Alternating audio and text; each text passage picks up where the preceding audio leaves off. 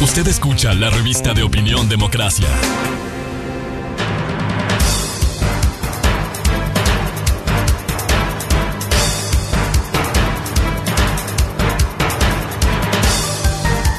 ...8:50 en el territorio continental ecuatoriano... buscando la verdad y abogando por la unidad nacional en pro de la paz y la seguridad en el Ecuador. Queremos saludar a nuestro siguiente invitado, Cristian Rivera, académico, profesor en la Universidad Central, para hablar de lo que es también su experiencia, los temas de los fenómenos naturales y causas como lo que ocurriera este martes en el sector de La Gasca. Volvemos a hablar de lo mismo, en peores o mejores condiciones, cuando hemos visto incluso desgracias personales, qué decir de los daños materiales. ¿Qué pasó? ¿Cuál es la lectura de Cristian Rivera, lo que sucedió este martes con la lluvia intensa en ese sector de La Gasca? Buen día.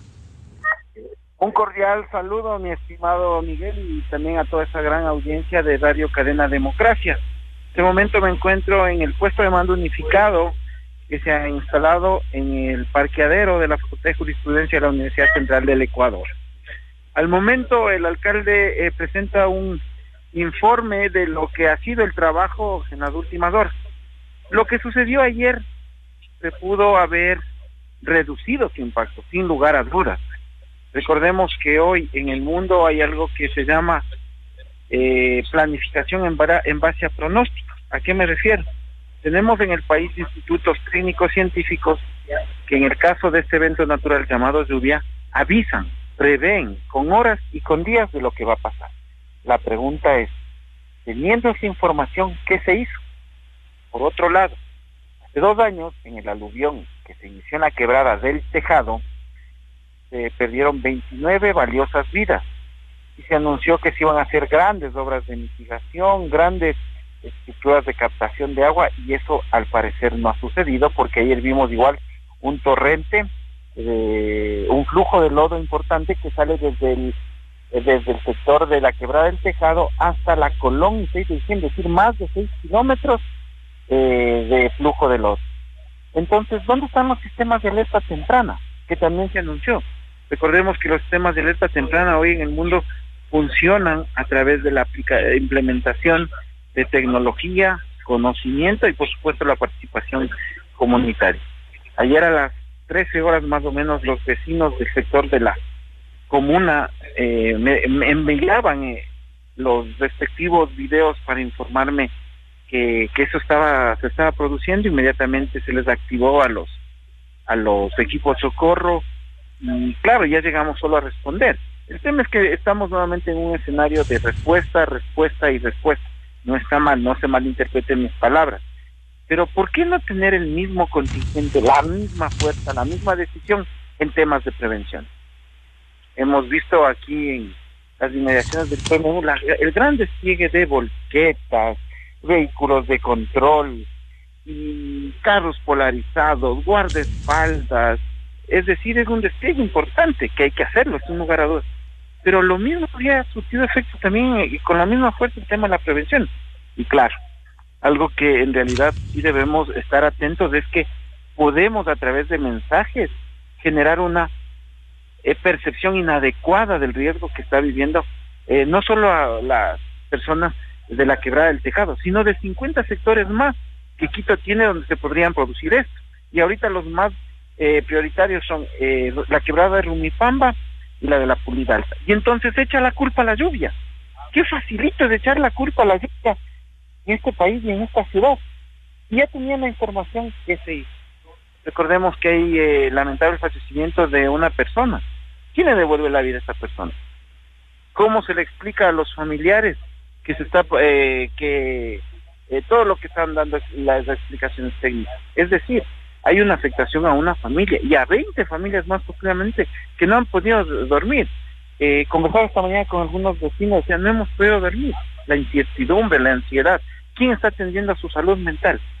Entonces, aquí hay que hacer un trabajo en conjunto. La comunidad, por supuesto, pero también las autoridades durante décadas. Ojo, que no se malentienda que esta es una observación, una idea, un pensamiento contra determinada administración de la alcaldía. No, Los últimos años el municipio no ha tenido la decisión de controlar los asentamientos en zonas de alto riesgo, como es el sector de la comuna y la Gasca, entre otros, por ejemplo, el barrio Osorio, la quebrada de Yacupugro, donde también se podrían dar este tipo de eventos. Cristian, de la experiencia, ¿se pudo reducir el impacto como señala? ¿De qué manera? ¿Cómo se pudo reducir el impacto con el desbordamiento de la quebrada del Tejado? ¿Dónde está esa gran obra de captación? Es decir, ese colector que se habló que ya estaba listo y que nunca más iba a haber un aluvión, dijeron por ahí unas autoridades. Se hizo, se construyó, se calculó, se fue prospectivo. ¿Qué es el prospectivo? Pensar en el peor escenario para tomar las mejores decisiones. Se hizo un cálculo adecuado de cuántos escombros, cuánta lluvia puede bajar por ahí, y ahí se construyó. Recordemos que en esta zona es las faldas del volcán Rucu Pichincha. Hay cualquier cantidad de material flojo, de sedimento, producto de las erupciones hace miles de años de este volcán. Sumado a esto, la gran capa vegetal que hay, las lluvias extraordinarias. Y entonces, ¿dónde está esa gran obra de mitigación que se dijo que se iba a hacer? Una. Dos, se habló de una gran implementación de sistemas de alerta temprana, visuales, sonoros, inclusivos para personas con discapacidad y adultos mayores. ¿Funcionaron ayer? ¿Se han instalado el sistema de alertas tempranas?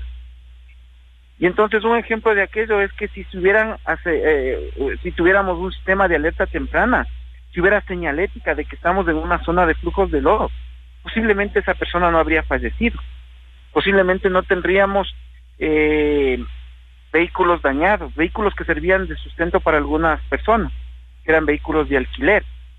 Las 20 familias afectadas no habrían tenido esa afectación. Al ser un sistema de alerta temprana, por ejemplo, se hubiera cortado la circulación vehicular, las personas sabrían a dónde ir cuando se dan el flujo de lodo, porque estos son eventos que dan tiempo, no es como un terremoto, pues. Nadie puede predecir en el mundo un terremoto que es súbito. Estas emergencias son paulatinas, esta amenaza se va generando paulatinamente. Por eso en el mundo se conoce el tema de la planificación en base a pronósticos. Y la otra es, se han generado los comités de gestión de riesgos de los vecinos. ¿Quién responde? ¿Quiénes son los primeros en responder a una emergencia? Los vecinos, pues. La vecindad, por algo, son los primeros respondientes. Ya hay el plan local de emergencia, del plan familiar ahí arriba, saben de primeros auxilios, saben qué hacer cuando hay una hemorragia. Solo por poner un ejemplo, un ser humano con una hemorragia activa, que no es atendida en los primeros 30 segundos, fallece.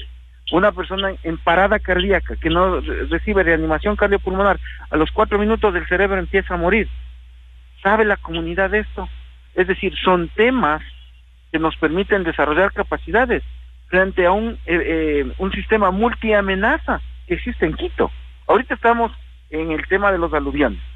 Más adelante estaremos en los temas de los incendios forestales.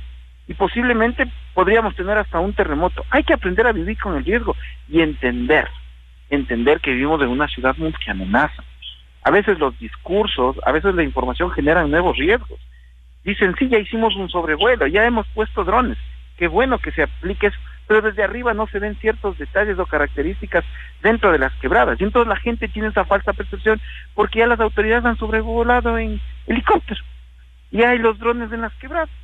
Pero técnicamente, la reducción de riesgos en quebradas se las hace a pie, con participación comunitaria, con vigilancia comunitaria. Es decir, con varios elementos que nos permitan a nosotros reducir esos riesgos. Y pensando no solo que la gestión de riesgos desde policías, bomberos, paramédicos, de los ingenieros en riesgos, de los ingenieros civiles, de los geólogos, de los geógrafos. No, la gestión de riesgos ya debe incluir trabajadoras sociales, antropólogos, comunicadores sociales. Es decir, si nosotros no ampliamos este espectro para construir una cultura sólida de reducción de riesgos, lastimosamente en Quito seguiremos solo respondiendo. Y mi estimado Miguel, cada vez que tú tienes la bondad de invitarme a tus conversatorios, se ha analizado. Naciones Unidas tiene una tabla interesante que dice que por cada dólar que se invierte en prevención, se ahorran hasta $10 en respuesta. ¿Qué quiere decir esto? Que inclusive solo responder genera un impacto económico en el presupuesto de la ciudad. Cristian, claro, Por un lado, que funcione la alerta temprana, por otro, que funcionen los colectores adecuadamente, pero también hablar de los asentamientos y el ordenamiento territorial. Quisiera para que comente, acaba de hacer un balance el alcalde de Quito, Pavel Muñoz, por favor. Nos ha parecido importante hacer una comparación, por ejemplo, con el evento que tuvimos hace 2 años, que fue ese aluvión que afectó particularmente el sector de La Gasca y el sector de la comuna. Hoy siguen siendo los mismos sectores. Sin embargo, para que ustedes tengan una idea, si comparamos los 3 días previos al aluvión del año 2022 versus a los 3 días previos del aluvión que hemos tenido el día de ayer, hay un 55% más de precipitaciones en esta ocasión. Es decir, la acumulación de agua en las laderas del Pichincha por la presencia de lluvias fue 55% más que en el año 2022. Sin embargo, la afectación en la zona de una primera, digamos, cálculo que hemos estimado es 25% menos que en el año 2022. Este me parece que es un primer gran mensaje. Más lluvias que en el año 2022, gracias a Dios, menos afectaciones que en el año 2022. ¿Qué opina? Sin embargo, ¿se pudo prever esto más aún con el argumento de que hubo más lluvias en esta ocasión? En el primer análisis podría decir que este es un enfoque naturalista, echarle la culpa a la naturaleza, echarle la culpa a las lluvias. Pero también aquí hay un factor interesante. Ya tenían esa información, ¿qué se hizo? Tuvieron los equipos de respuesta en el lugar inmediatamente listos para perifonear a la comunidad y alertar que posiblemente iba a haber un aluvión. 2, se cortó la circulación vehicular y hubo un plan de movilidad.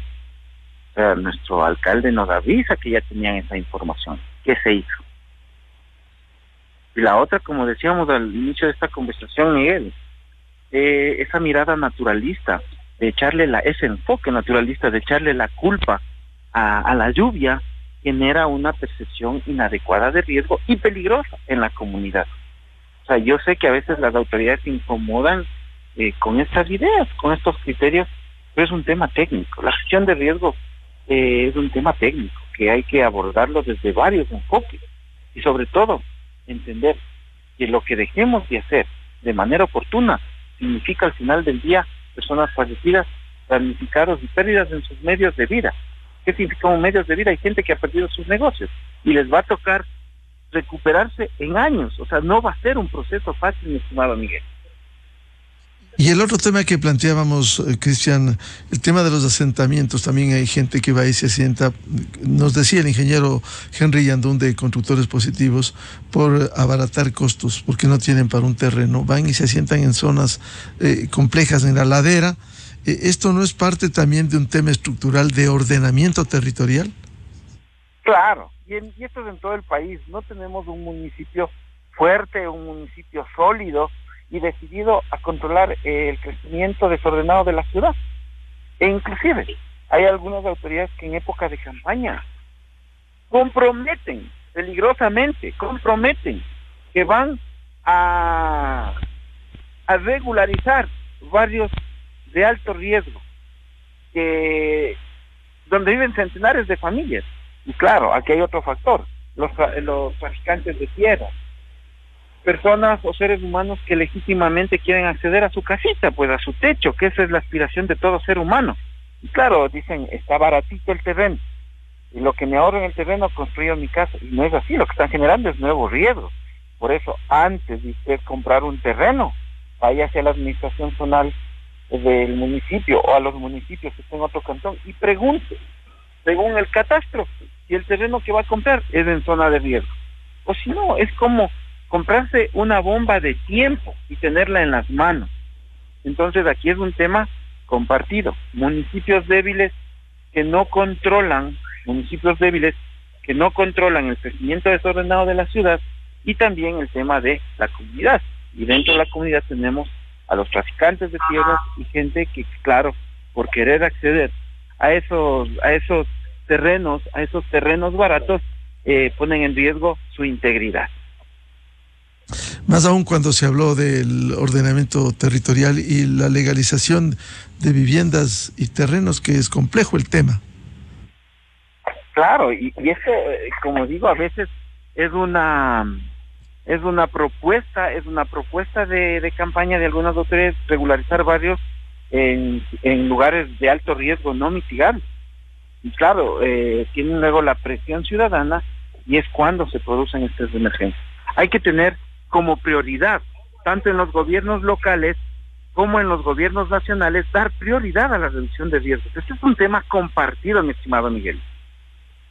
Bien, seguiremos hablando de esto a Cristian Rivera, académico catedrático de la Universidad Central. Muy amable por responder a lo que sucediera este martes en alrededor de la Gasca. Siempre es grato conversar con tu audiencia, mi estimado Miguel. Muchas gracias. Con esto cerramos la jornada de entrevistas y debates, la opinión diversa y libre en la revista de Opinión Democracia, este miércoles. Les recomendamos, ya viene en Exa FM, el show de la papaya. Y a los miles de seguidores de la revista de Opinión Democracia, les deseamos un feliz miércoles a todos. Muy buen día. La revista de Opinión Democracia, buscando la verdad en todas partes.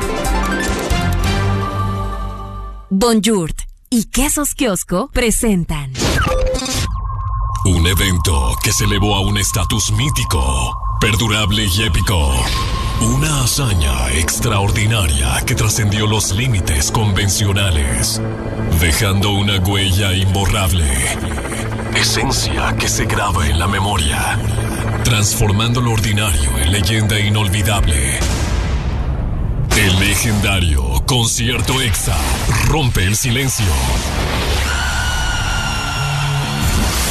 Sucederá este año, el 12 del sexto mes.